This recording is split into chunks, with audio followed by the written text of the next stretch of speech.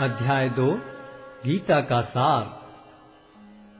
संजय ने कहा, करुणा से व्याप्त शोकयुक्त अश्रुपूरित नेत्रों वाले अर्जुन को देखकर मधुसूदन कृष्ण ने ये शब्द कहे। श्री भगवान ने कहा, हे अर्जुन, तुम्हारे मन में यह कलमश आया कैसे?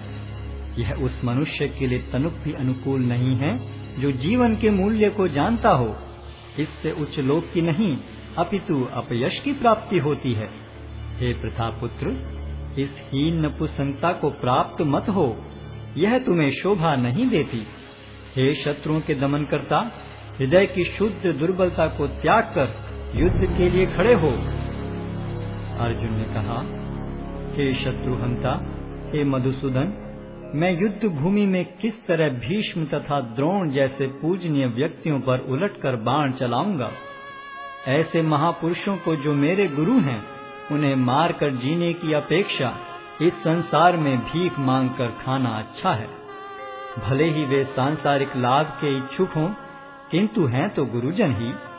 यदि उनका वध होता है तो हमारे द्वारा भोग्य प्रत्येक वस्तु उनके रक्त से सनी होगी। हम यह भी नहीं जानते कि हमारे लिए क्या श्रेष्ठ है, उनको जीतना या उनके द्वारा जीते जाना। यदि हम धृतराष्ट्र के पुत्रों का वध कर देते हैं तो हमें जीवित रहने की आवश्यकता नहीं है, फिर भी वे युद्ध भूमि में हमारे समक्ष खड़े हैं। अब मैं अपनी कृपण दुर्बलता के कारण अपना कर्तव्य भूल गया हूँ और सारा धैर्य खो चुका हूँ। ऐसी अवस्था में मैं आपसे पूछ रहा हूँ कि जो मेरे लिए श्रेयस्कर हो उससे निश्चित रूप से बताएं। अब मैं आपका शिष्य हूँ और आपका शरणागत हूँ, कृपया मुझे उपदेश दें। मुझे ऐसा कोई साधन नहीं दिखता जो मेरी इंद्रियों को सुखाने वाले इस शोक को दूर कर सके। स्वर्ग पर देवताओं के अधिपत्य की तरह इस धन धान्य संपन्न सारी पृथ्वी पर निष्कंटक राज्य प्राप्त करके भी मैं इस शोक को दूर नहीं कर सकूंगा। संजय ने कहा, इस प्रकार कहने के बाद शत्रुओं का दमन करने वाला अर्जुन कृष्ण से बोला, हे गोविंद, मैं युद्ध नहीं करूंगा, और चुप हो गया।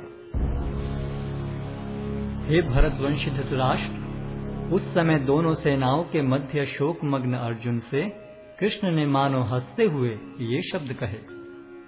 श्री भगवान ने कहा, तुम पांडित्यपूर्ण वचन करते हुए उनके लिए शोक कर रहे हो जो शोक करने योग्य नहीं हैं।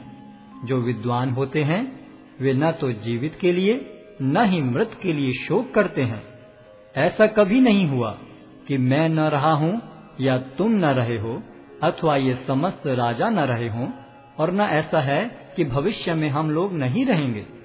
जिस प्रकार शरीरधारी आत्मा इस शरीर में बाल्यावस्था से तरुणावस्था में और फिर वृद्धावस्था में निरंतर अग्रसर होता रहता है, उसी प्रकार मृत्यु होने पर आत्मा दूसरे शरीर में चला जाता है। धीर व्यक्ति ऐसे परिवर्तन से मोह को प्राप्त नहीं होता। हे कुंती पुत्र, सुख तथा दुख का क्षणिक उदय तथा कालक्रम में उनका अंतर्धान होना सर्दी तथा गर्मी की ऋतुओं के आने जाने के समान है। हे भरतवंशी, वे इंद्रिय बोध से उत्पन्न होते हैं और मनुष्य को चाहिए कि अविचल भाव से उनको सहन करना सीखे। हे पुरुष श्रेष्ठ अर्जुन, जो पुरुष सुख तथा दुख में विचलित नहीं होता और इन दोनों में संभाव रखता है, वह निश्चित रूप से मुक्ति के योग्य है। तत्वदर्शियों ने यह निष्कर्ष निकाला है कि असत का तो कोई चिरस्थायित्व नहीं है, किंतु सत्य अपरिवर्तनीय रहता है। उन्होंने इन दोनों की प्रकृति के अध्ययन द्वारा यह निष्कर्ष निकाला है। जो सारे शरीर में व्याप्त है उसे ही तुम अविनाशी समझो। उस अव्यय आत्मा को नष्ट करने में कोई भी समर्थ नहीं है। अविनाशी, अप्रमेय तथा शाश्वत जीव के भौतिक शरीर का अंत अवश्यम भावी है। अतः हे भरतवंशी, युद्ध करो। जो इस जीवात्मा को मारने वाला समझता है तथा जो इसे मरा हुआ समझता है, वे दोनों ही अज्ञानी हैं, क्योंकि आत्मा न तो मरता है और न मारा जाता है। आत्मा के लिए किसी भी काल में न तो जन्म है न मृत्यु। वह न तो कभी जन्मा है, न जन्म लेता है और न जन्म लेगा। वह अजन्मा नित्य, शाश्वत तथा पुरातन है। शरीर के मारे जाने पर वह मारा नहीं जाता। हे पार्थ, जो व्यक्ति यह जानता है कि आत्मा अविनाशी, अजन्मा, शाश्वत तथा अव्यय है, वह भला किसी को कैसे मार सकता है या मरवा सकता है? जिस प्रकार मनुष्य पुराने वस्त्रों का त्याग कर नए वस्त्र धारण करता है, उसी प्रकार आत्मा पुराने तथा व्यर्थ के शरीरों को त्याग कर नवीन भौतिक शरीर धारण करता है। यह आत्मा न तो कभी किसी शस्त्र द्वारा खंड खंड किया जा सकता है, न अग्नि द्वारा जलाया जा सकता है, न जल द्वारा भिगोया या वायु द्वारा सुखाया जा सकता है। यह आत्मा अखंडित तथा अघुलनशील है। इसे न तो जलाया जा सकता है, न ही सुखाया जा सकता है। यह शाश्वत, सर्वव्यापी, अविकारी, स्थिर तथा सदैव एक सा रहने वाला है। यह आत्मा अव्यक्त, अकल्पनीय तथा अपरिवर्तनीय कहा जाता है। यह जानकर तुम्हें शरीर के लिए शोक नहीं करना चाहिए। किंतु यदि तुम यह सोचते हो कि आत्मा अथवा जीवन का लक्षण सदा जन्म लेता है तथा सदा मरता है, तो भी हे महाबाहु, तुम्हारे शोक करने का कोई कारण नहीं है। जिसने जन्म लिया है उसकी मृत्यु निश्चित है, और मृत्यु के पश्चात पुनर्जन्म भी निश्चित है। अतः अपने अपरिहार्य कर्तव्य पालन में तुम्हें शोक नहीं करना चाहिए। सारे जीव प्रारंभ में अव्यक्त रहते हैं, मध्य अवस्था में व्यक्त होते हैं और विनष्ट होने पर पुनः अव्यक्त हो जाते हैं। अतः शोक करने की क्या आवश्यकता है? कोई आत्मा को आश्चर्य से देखता है, कोई इसे आश्चर्य की तरह बताता है तथा कोई इसे आश्चर्य की तरह सुनता है, किंतु कोई कोई इसके विषय में सुनकर भी कुछ नहीं समझ पाते। हे भरतवंशी, शरीर में रहने वाले का कभी भी वध नहीं किया जा सकता। अतः तुम्हें किसी भी जीव के लिए शोक करने की आवश्यकता नहीं है। क्षत्रिय होने के नाते अपने विशिष्ट धर्म का विचार करते हुए तुम्हें जानना चाहिए कि धर्म के लिए युद्ध करने से बढ़कर तुम्हारे लिए अन्य कोई कार्य नहीं है। अतः तुम्हें संकोच करने की कोई आवश्यकता नहीं है। हे पार्थ, वे क्षत्रिय सुखी हैं जिन्हें ऐसे युद्ध के अवसर अपने आप प्राप्त होते हैं, जिससे उनके लिए स्वर्ग लोक के द्वार खुल जाते हैं। किंतु यदि तुम युद्ध करने के स्वधर्म को संपन्न नहीं करते, तो तुम्हें निश्चित रूप से अपने कर्तव्य की उपेक्षा करने का पाप लगेगा और तुम योद्धा के रूप में भी अपना यश खो दोगे। लोग सदैव तुम्हारे अपयश का वर्णन करेंगे, और सम्मानित व्यक्ति के लिए अपयश तो मृत्यु से भी बढ़कर है। जिन जिन महान योद्धाओं ने तुम्हारे नाम तथा यश को सम्मान दिया है, वे सोचेंगे कि तुमने डर के मारे युद्ध भूमि छोड़ दी है, और इस तरह वे तुम्हें तुच्छ मानेंगे। तुम्हारे शत्रु अनेक प्रकार के कटु शब्दों से तुम्हारा वर्णन करेंगे और तुम्हारी सामर्थ्य का उपहास करेंगे। तुम्हारे लिए इससे दुखदाई और क्या हो सकता है? हे कुंती पुत्र, तुम यदि युद्ध में मारे जाओगे तो स्वर्ग प्राप्त करोगे, या यदि तुम जीत जाओगे तो पृथ्वी के साम्राज्य का भोग करोगे। अतः दृढ़ संकल्प करके खड़े हो और युद्ध करो। तुम सुख या दुख, हानि या लाभ, विजय या पराजय का विचार किए बिना युद्ध के लिए युद्ध करो। ऐसा करने पर तुम्हें कोई पाप नहीं लगेगा। यहाँ मैंने वैश्लेषिक अध्ययन द्वारा इस ज्ञान का वर्णन किया है। अब निष्काम भाव से कर्म करना बता रहा हूँ, उसे सुनो। हे प्रतापपुत्र, तुम यदि ऐसे ज्ञान से कर्म करोगे तो तुम कर्मों के बंधन से अपने को मुक्त कर सकते हो। इस प्रयास में न तो हानि होती है न ही ह्रास, अपितु इस पथ पर की गई अल्प प्रगति भी महान भय से रक्षा कर सकती है। जो इस मार्ग पर चलते हैं वे प्रयोजन में दृढ़ रहते हैं और उनका लक्ष्य भी एक होता है। हे कुरुनंदन, जो दृढ़ प्रतिज्ञ नहीं है उनकी बुद्धि अनेक शाखाओं में विभक्त रहती है। अल्पज्ञानी मनुष्य वेदों के उन अलंकारिक शब्दों के प्रति अत्यधिक आसक्त रहते हैं जो स्वर्ग की प्राप्ति, अच्छे जन्म, शक्ति इत्यादि के लिए विविध सकाम कर्म करने की संस्तुति करते हैं। इंद्रिय तृप्ति तथा ऐश्वर्य में जीवन की अभिलाषा के कारण वे कहते हैं कि इससे बढ़कर और कुछ नहीं है।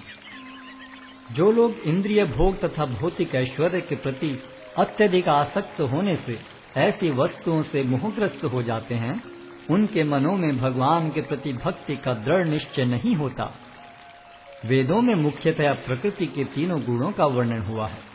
हे अर्जुन, इन तीनों गुणों से ऊपर उठो, समस्त द्वैतों और लाभ तथा सुरक्षा की सारी चिंताओं से मुक्त होकर आत्मपरायण बनो। एक छोटे से कूप का सारा कार्य एक विशाल जलाशय से तुरंत पूरा हो जाता है। इसी प्रकार वेदों के आंतरिक तात्पर्य जानने वाले को उनके सारे प्रयोजन सिद्ध हो जाते हैं। तुम्हें अपना कर्म करने का अधिकार है, किंतु कर्म के फलों के तुम अधिकारी नहीं हो। तुम न तो कभी अपने आप को अपने कर्मों के फलों का कारण मानो, न ही कर्म न करने में कभी आसक्त हो। हे अर्जुन, जय अथवा पराजय की समस्त आसक्ति त्याग कर समभाव से अपना कर्म करो, ऐसी समता योग कहलाती है। हे धनंजय, भक्ति के द्वारा समस्त गर्हित कर्मों से दूर रहो और उसी भाव से भगवान की शरण ग्रहण करो। जो व्यक्ति अपने सकाम कर्म फलों को भोगना चाहते हैं, वे कृपण हैं। भक्ति में संलग्न मनुष्य इस जीवन में ही अच्छे तथा बुरे कार्यों से अपने को मुक्त कर लेता है।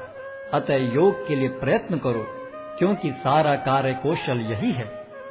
इस तरह भगवत भक्ति में लगे रहकर बड़े बड़े ऋषि, मुनि अथवा भक्तगण अपने आप को इस भौतिक संसार में कर्म के फलों से मुक्त कर लेते हैं। इस प्रकार वे जन्म मृत्यु के चक्र से छूट जाते हैं और भगवान के पास जाकर उस अवस्था को प्राप्त करते हैं जो समस्त दुखों से परे है। जब तुम्हारी बुद्धि मोह रूपी सघन वन को पार कर जाएगी, तो तुम सुने हुए तथा सुनने योग्य सब के प्रति अन्य मनस्क हो जाओगे। जब तुम्हारा मन वेदों की अलंकारमयी भाषा से विचलित न हो और वह आत्म साक्षात्कार की समाधि में स्थिर हो जाए, तब तुम्हें दिव्य चेतना प्राप्त हो जाएगी। अर्जुन ने कहा, हे कृष्ण, अध्यात्म में लीन चेतना वाले व्यक्ति के क्या लक्षण हैं? वह कैसे बोलता है तथा उसकी भाषा क्या है? वह किस तरह बैठता और चलता है? श्री भगवान ने कहा, हे पार्थ, जब मनुष्य मनोधर्म से उत्पन्न होने वाली इंद्रिय तृप्ति की समस्त कामनाओं का परित्याग कर देता है और जब इस तरह से विशुद्ध हुआ उसका मन आत्मा में संतोष प्राप्त करता है, तो वह विशुद्ध दिव्य चेतना को प्राप्त स्थित प्रज्ञ कहा जाता है।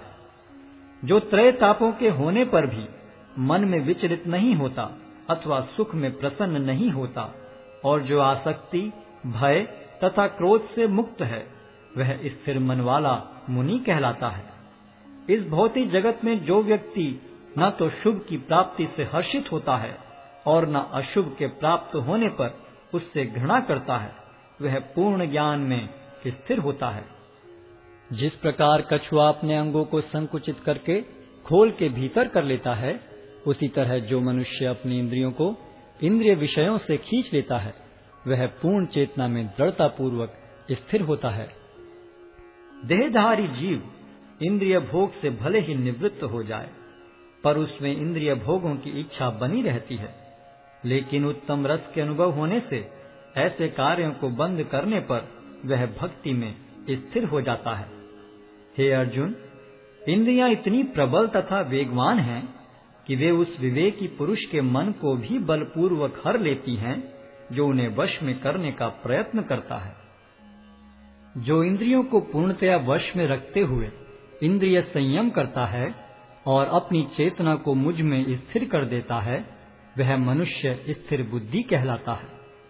इंद्रिय विषयों का चिंतन करते हुए मनुष्य की उनमें आसक्ति उत्पन्न हो जाती है और ऐसी आसक्ति से काम उत्पन्न होता है और फिर काम से क्रोध प्रकट होता है।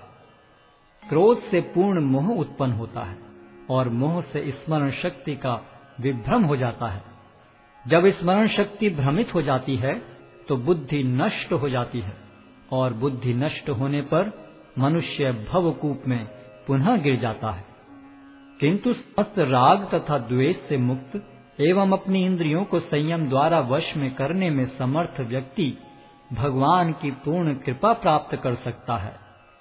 इस प्रकार से कृष्ण भावनामृत में तुष्ट व्यक्ति के लिए संसार के तीनों ताप नष्ट हो जाते हैं और ऐसी तुष्ट चेतना होने पर उसकी बुद्धि शीघ्र ही स्थिर हो जाती है। जो कृष्ण भावनामृत में परमेश्वर से संबंधित नहीं है, उनकी न तो बुद्धि दिव्य होती है और न ही मन स्थिर होता है, जिसके बिना शांति की कोई संभावना नहीं है। शांति के बिना सुख हो भी कैसे सकता है। जिस प्रकार पानी में तैरती नाव को प्रचंड वायु दूर बहा ले जाती है, उसी प्रकार विचरणशील इंद्रियों में से कोई एक जिस पर मन निरंतर लगा रहता है, मनुष्य की बुद्धि को हर लेती है। अतः हे महाबाहु, जिस पुरुष की इंद्रियां अपने अपने विषयों से सब प्रकार से विरत होकर उसके वश में हैं, उसी की बुद्धि निस्संदेह स्थिर है। जो सब जीवों के लिए रात्रि है, वह आत्म संयमी के जागने का समय है, और जो समस्त जीवों के जागने का समय है, वह आत्मनिरीक्षक मुनि के लिए रात्रि है। जो पुरुष समुद्र में निरंतर प्रवेश करती रहने वाली नदियों के समान इच्छाओं के निरंतर प्रवाह से विचलित नहीं होता और जो सदैव स्थिर रहता है, वही शांति प्राप्त कर सकता है, वह नहीं जो ऐसी इच्छाओं को तुष्ट करने की चेष्टा करता हो। जिस व्यक्ति ने इंद्रिय तृप्ति की समस्त इच्छाओं का परित्याग कर दिया है, जो इच्छाओं से रहित रहता है और जिसने सारी ममता त्याग दी है तथा अहंकार से रहित है, वही वास्तविक शांति को प्राप्त कर सकता है। यह आध्यात्मिक तथा ईश्वरीय जीवन का पथ है, जिसे प्राप्त करके मनुष्य मोहित नहीं होता। यदि कोई जीवन के अंतिम समय में भी इस तरह स्थित हो, तो वह भगवत धाम में प्रवेश कर सकता है।